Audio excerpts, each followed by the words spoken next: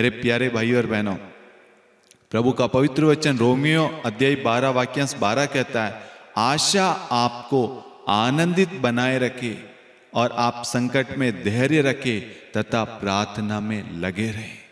इस वचन को बड़े ध्यान से सुनना मेरे प्यारे भाई और बहनों। रोमियो अध्याय 12 वाक्यांश 12 कहता है, आशा आपको आनंदित बनाए रखे। ध्यान देना, बनाए रखे, संकट में धैर्य रखे और प्रार्थना में लगे रहे। समझना ध्यान से, आपकी बाइबल में इन 3 जगह हो सके हाइलाइटर से हाइलाइट करना। आशा, पहला वर्ड आशा, आपको, किसको? आपको आनंदित बनाए रखे। 3 चीज है पहली लाइन में। उसके बाद में संकट में धैर्य रखे, उसके बाद तथा आप प्रार्थना में लगे रहें। इसे हम स्टेप बाय स्टेप समझेंगे। सबसे पहले, आशा आपको आनंदित बनाए रखती है। दूसरी चीज, संकट में हमें धैर्य रखना है।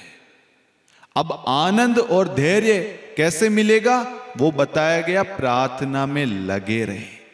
यदि हम प्रार्थना में लगे रहेंगे, निरंतर प्रार्थना करेंगे, तो हमें आशा का वरदान मिलेगा और वो वरदान हमारे अंदर कार्य करेगा, तो हमारे जीवन में आनंद ही आनंद आएगा।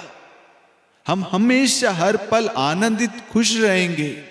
और उसके बाद में जब भी हमारे जीवन में कोई संकट, समस्याएं कुछ भी आए, उस वक्त प्रार्थना हमें धैर्य प्रदान करेगी, हमें हौसला, सांत्वना, साहस प्रदान करेगी। ये सब कुछ प्रार्थना करने से मिलेगा। इसलिए मेरे प्यारे भाई और बहनों, ये आगमन काल हम सभी के लिए आशीष का समय है, ताकि हम सब प्रभु के साथ जुड़ सके।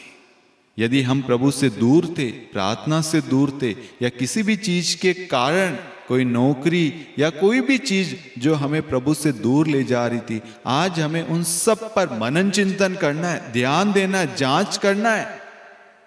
ध्यान रखना, प्रभु की ओर से जो भी चीजें आती है वो कभी प्रभु अपने से दूर करने के लिए नहीं करता। प्रभु ने आपको नौकरी दी तो प्रभु कभी नहीं चाहेगा उस नौकरी की वजह से आप प्रभु से दूर हो।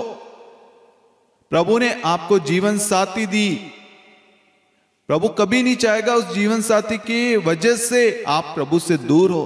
प्रभु ने आपको संतान दिया, प्रभु नहीं चाहेगा संतान की वजह से आप प्रभु से दूर हो। प्रभु ने आपको मिनिस्ट्री दी, आपको अन्य जॉब दी, अन्य कार्य दिए, प्रभु कभी नहीं चाहेगा आप प्रभु से दूर हो, बल्कि प्रभु ये चाहता आप सब मेरे पास आओ, मुझसे लिपटे रहो, मुझसे जुड़े रहो। Hallelujah, hallelujah. इसलिए मेरे प्यारे भाई और बहनों, हमें इस आगमन काल में मनन चिंतन करना है, ध्यान देना है, और जितना हो सके कोशिश करना एक अच्छा पाप स्वीकार करने के लिए। पाप स्वीकार के लिए आप अभी से तैयारी कीजिए, अपने एक एक गुनाहों को स्मरण कीजिए, याद कीजिए।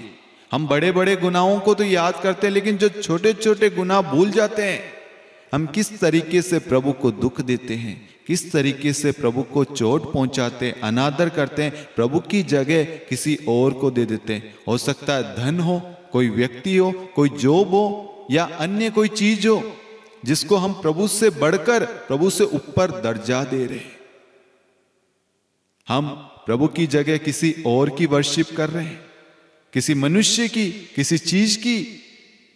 हमें ध्यान देना मेरे प्यारे भाई और बहनों, यह आगमन का समय प्रभु के आगमन का है, और हम सब अपने दिलों को तैयार करें प्रभु के स्वागत के लिए।